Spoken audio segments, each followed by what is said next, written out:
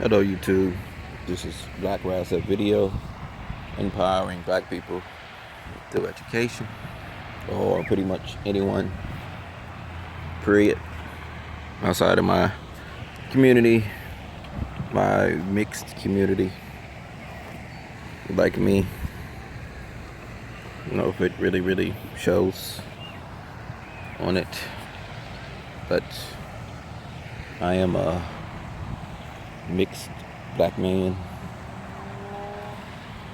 I am 30% black, 30% white,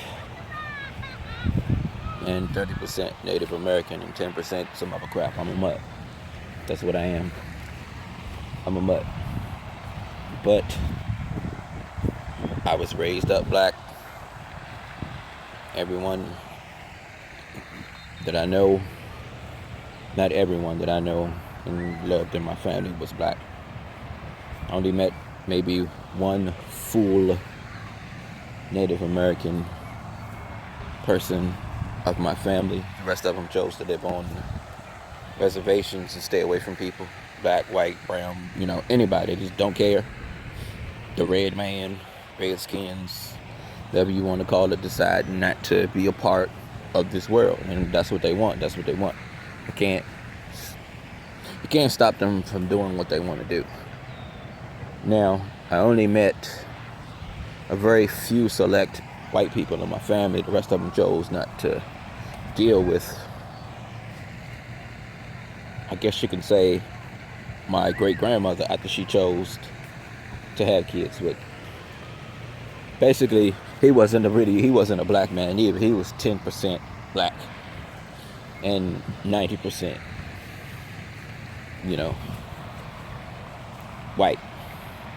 That's what the United States of America calls people, because they're not black or they're not white. But I do this for you to understand the labels. Because they're either Italian, Nigerian. That's what you are. You're not black and you're not white. You're not this. But that's just the way we do it here to keep the races and the people divided.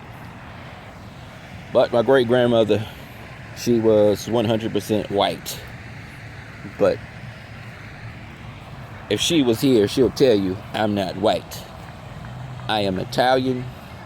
I am Spanish. Any other thing under the sun. She'll tell you that. She doesn't like the term because it causes problems, but I got to meet the lady.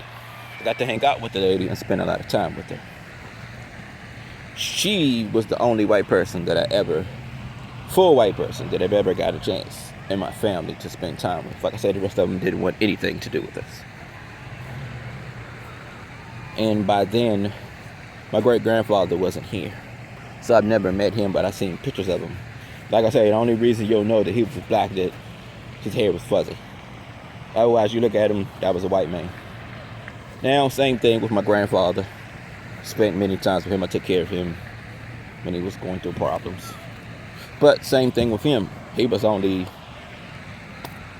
basically 10% black himself. So he was really a white man. And his brothers and sisters, they were way more white than they'll ever be black. But my grandmother married this white black man, and she is Native American and black and some other stuff, but that's how it's a long story, but that's my background. I'm a light-skinned black man, mixed man, whatever you want to call me, but I was raised up in the ghetto. I've been through a lot of turmoil and struggle and trials and tribulations. I lost many friends and family members due to violence of the inner city. I've been shot at. I've been stabbed. The first time I had a gun held to me, I was 8. I've seen people die. I've seen people overdose on heroin, alcohol, and everything else under the sun.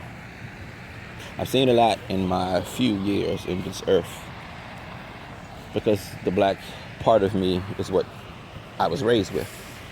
Not the Native American side of me, not the white side of me. I'm a black man. If you ask me, I'm a black man. No matter how many races I have, no matter how many colors I have, I'm a black man. Now, had someone ask me, am I pro-black? I tell them no. I'm not pro-black. I'm not pro-white. I'm not pro-Native American. I'm not pro-anything. I'm pro-intelligence. I'm pro-intelligence. I pick and love intelligence and intelligent people and intelligent thoughts. That's what I'm pro.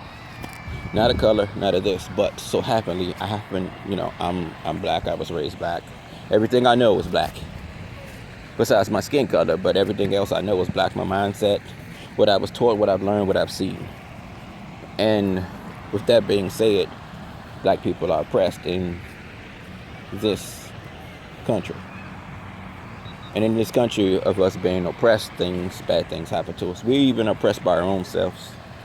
That's the biggest thing that we need to learn, to free our mind from being slaves. Even though if we're not shackled, our minds are still shackled. We're still slaves here. So I'm trying to figure out ways to break this slave mindset of people. And the only way I'm going to do that is through intelligence, not through pro-blackness, not through pro-whiteness, not through any of this. You'll never get anywhere doing that. You'll get somewhere with a certain group of people as a whole, as a black folks as a whole.